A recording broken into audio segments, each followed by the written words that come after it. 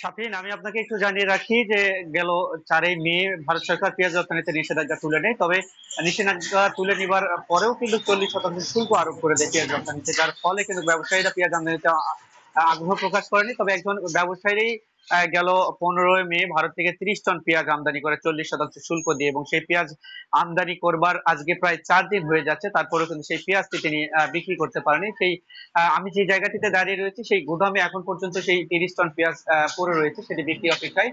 ব্যবসায়ী যেটি বলছেন যে মূলত ভারত সরকারের 40% শুল্ক আরোপের কারণে তার সেই দেশে প্রায় 5 লক্ষ টাকার মতো শুল্ক পরিশোধ করতে হয়েছে, এবং বাংলাদেশে আসবার পরে এখানেও প্রতি কেজিতে প্রায় 60 টাকা, এবং সেখানে 30 টনে প্রায় 2 লক্ষ টাকার মতন শুল্ক পরিশোধ করতে হয়েছে, যেখানে শুল্ক পরিশোধের দুই দেশ মিলে পরিমাণ প্রায় 5 থেকে 7 লাখ টাকার মতন পড়েছে।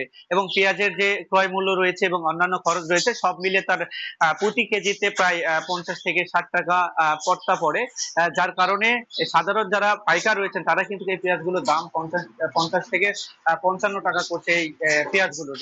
লোকসানের আশঙ্কায় সেই ব্যবসায়ী কিন্তু সেই পেঁয়াজগুলো বিক্রি করছে না, এবং বিক্রি অপেক্ষায় কিন্তু পেঁয়াজগুলো পড়ে রয়েছে। এবং আমি বেশ কয়েকজন ব্যবসায়ীর সাথে কথা বলেছি, তারা যেটি বলছেন যে আসলে ভারতের পেঁয়াজের দাম অনেকটাই কম, সেখানে প্রতি কেজি পেঁয়াজ 10 টাকা ধরে কিনতে পাওয়া যাচ্ছে, এবং ভারত সরকার যদি সেই শুল্কটি প্রত্যাহার করে নেয়, সেক্ষেত্রে কম দামে এবং কম মূল্যে পেঁয়াজগুলো আমদানি করে দেশে সরবরাহ করা যাবে, এবং কুরবানি ঈদের আগে দামটি কিন্তু স্বাভাবিক হবে বলেও তারা বলছেন 10 টাকা যদি প্রতি কেজিতে পেঁয়াজের দাম পড়ে, এবং 40% শুল্ক আরোপের ফলে প্রতি কেজিতে সেই দেশের সরকারকে 18 টাকা শুল্ক দিতে হবে, এবং গাড়ি ভাড়া 6 টাকা, অন্যান্য খরচ 60 টাকা রয়েছে, এবং বাংলাদেশে 60 টাকা শুল্ক পরিশোধ করতে হবে। সব মিলে প্রায় 50 থেকে 55 টাকা পর্যন্ত প্রতি কেজিতে খরচ কিন্তু আমদানিকারকদের পড়ে যাচ্ছে, এবং সেই পেঁয়াজ আমদানি করবার পরে একই দামে বিক্রি করতে গিয়ে তারা কিন্তু লোকসানে পড়ার আশঙ্কায় কিন্তু তারা কিন্তু পেঁয়াজ আমদানি করছে না, এবং এখন পর্যন্ত হিল স্থল বন্ধ দিয়ে আর কোনো পেঁয়াজ আমদানি হয়নি। এই ব্যবসায়ী বলছেন যদি এই পেঁয়াজগুলো লোকসান করে বিক্রি করতে হয়, সেক্ষেত্রে তার